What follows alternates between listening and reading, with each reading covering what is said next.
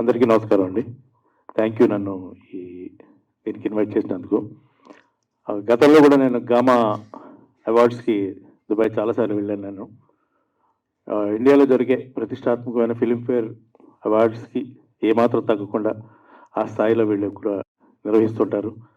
నేను కేసరి తిరుమూర్తి గారిని ఎప్పుడు కూడా విషయంలో మనస్ఫూర్తిగా అభినందిస్తుంటాను. ఎందుకంటే దేశంలో టాలీవుడ్ నుంచి ఎంతమందిని తీసుకెళ్ళి అక్కడ అంత గ్రాండ్గా అంత ప్రతిష్టాత్మకంగా ఈ ఈవెంట్ చేయడం అనేది మామూలు విషయం కాదు.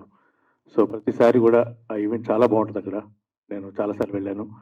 అలాగే ఈ సంవత్సరం వీళ్ళు 3 సంవత్సరాలకు సంబంధించిన అవార్డ్స్ని వీళ్ళు అక్కడ ప్రజెంట్ చేయబోతున్నారు. సో ఈ కార్యక్రమం అద్భుతంగా అవ్వాలని, గ్రాండ్ సక్సెస్ అవ్వాలని నేను మనస్ఫూర్తిగా ఆ దేవుని కోరుకుంటున్నాను. I wish all the very best Sourav. Thank you sir. I request Koti garu to please speak few words. అందరికీ నమస్కారం.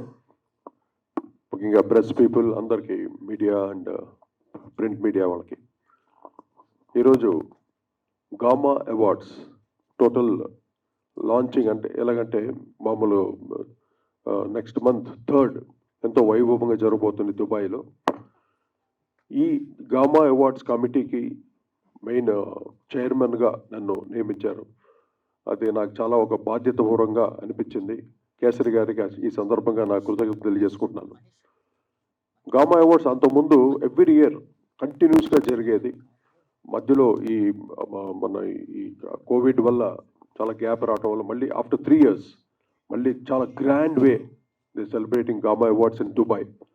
అంటే త్రీ ఇయర్స్ 2001, 2002, 2023 సంబంధించిన మ్యాసివ్ సూపర్ డూపర్ హిట్స్, మన టాలీవుడ్ హిట్స్ ఫిలిమ్స్ అన్నిటికీ, కంపోజర్స్కి, సింగర్స్కి, డైరెక్టర్స్కి, హీరోస్కి, అందరికీ టోటల్ టెక్నీషియన్స్ సంబంధించిన అవార్డ్స్ అన్ని గామా అవార్డ్స్ ఇవ్వబోతుంది.